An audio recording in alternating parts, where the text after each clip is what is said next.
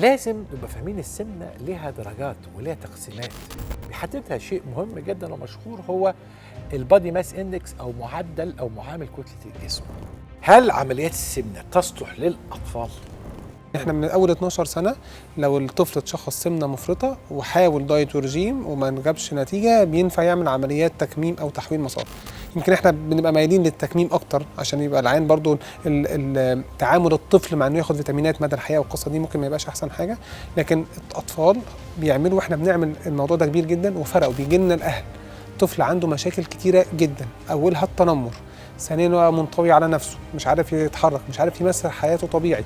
بسمع دلوقتي ان هم بيقولوا بركب حلقه سيليكون مع التكميم. بالظبط. كان المدخل الموضوع دوت اللي هو الباندد سليف والباندد باي باس، الحلقه مع التكميم والحلقه مع تحويل المسار والحلقه حتى مع الكلاسيك الرو ان واي جاستريك باي باس، التحويل المسار الكلاسيكي.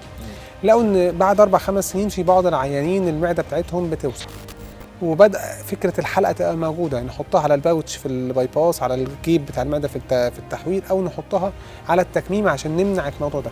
لو جالك عيان عنده سمنه وعنده مراره، عنده مشاكل في المراره، هتعملوا انهي عمليه الاول؟ نعملوا الاثنين مع بعض. تعملوا الاثنين مع بعض. ودي ميزه المنظار بقى. بنفس الفتحات، وقت التخدير بس بيزيد نص ساعه او ساعه، نعين نفس الاوجاع تقريبا، ما فيش زياده في الاوجاع خالص، ما فيش مخاطره زياده خالص. ونقول للعيان كده لو انت اكتشفت ان انت او عارف ان انت عندك حصوات في المراره هتعمل مثلا تكميم او تحويل مسار، الكتب والجايد لاينز بتقول كده، شيلها في السيم سيتنج، في يبقى نفس البنج، نفس الدخول المستشفى، كله مع بعضه. السمنه مرض مخيف للغايه، مزعج للغايه.